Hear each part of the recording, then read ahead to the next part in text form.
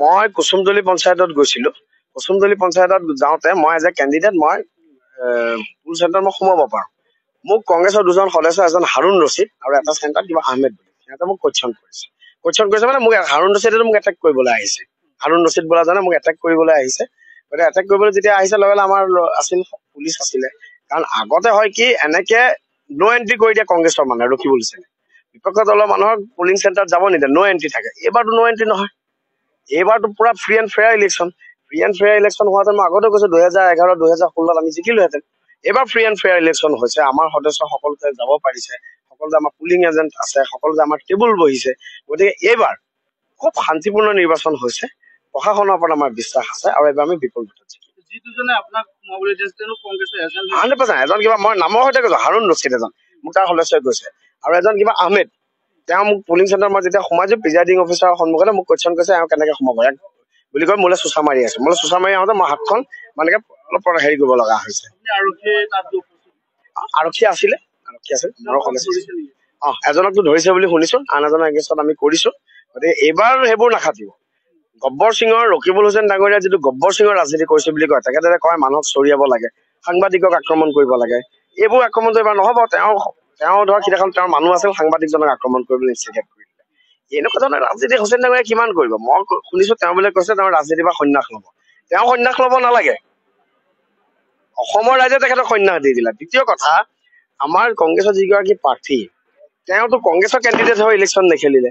তেওঁ গোটেই হেৰিটোত আপোনালোকে নিজে দেখিছে তেখেতে ৰকিবুল হুছেইন ডাঙৰীয়া পুত্ৰ হৈ পেলাইহে ইলেকশ্যন খেলিলে ৰাইজে এইবোৰ বিচাৰ কৰিছে নহয় গতিকে খুব পজিটিভ মই নিজে খুব উৎসাহিত কৰিছো মই সমগ্ৰ ৰাইজৰ চৰণত মই মোক কোটি কোটি প্ৰণাম জনাইছো এয়া হৈছে গণতন্ত্ৰৰ জয় গণতন্ত্ৰৰ ৰাইজে ৰজা আজি প্ৰমাণ কৰিছে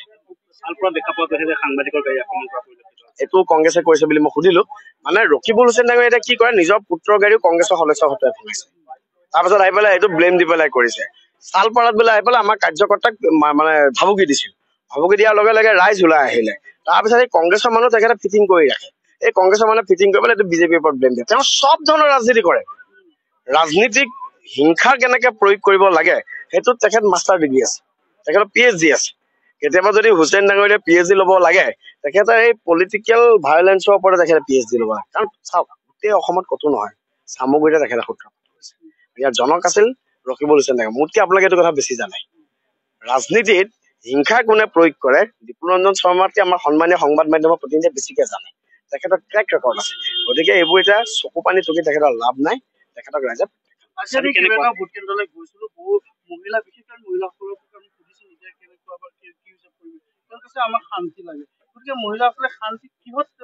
শান্তি তেখেতে শিক্ষা বিচাৰিছে তেখেতে স্বাস্থ্য বিচাৰিছে শান্তিমূলক এটা পৰিৱেশ বিচাৰিছে মই আপোনাক এটা কথা গেৰাণ্টি দি কৈছো আমি জিকিম আমি জিকাৰ পিছতো কিন্তু কংগ্ৰেছৰ এজনো সদস্যৰ ওপৰতো আমি হেৰি কৰিব নিদিওঁ আমি যিদিনাখনৰ পৰা জিকিম সেইদিনাখনৰ পৰা চামগুৰি 1,80,000 মানুহক লৈ পেলাই আমি ৰাজনীতি কৰিম সকলো আমাৰ কাৰণে সমান তেওঁতো এইটো নহয় সেইকাৰণে ৰাইজে সেইটো বিচাৰিছে কংগ্ৰেছ দলৰ মেক্সিমাম মানুহে আমাক ভোট দিছে আপুনি নিশ্চিন্ত থাকক কংগ্ৰেছ দলৰ মেক্সিমাম মানুহে আমাক ভোট দিছে খুব ভাল মোতকে আপোনালোকে নিজে ঘূৰিছে আপোনালোকে যদি আপোনালোকে আগতে আপোনালোকে 21ত কভাৰেজ কৰিছে 19ত কভাৰেজ 16ত কভাৰেজ কৰিছে আপোনালোকে নিজে জানো দেখা নাই পৰিৱেশৰ ভিন্নতা ৰাইজৰ আশীৰ্বাদ আমাৰ লগত আছে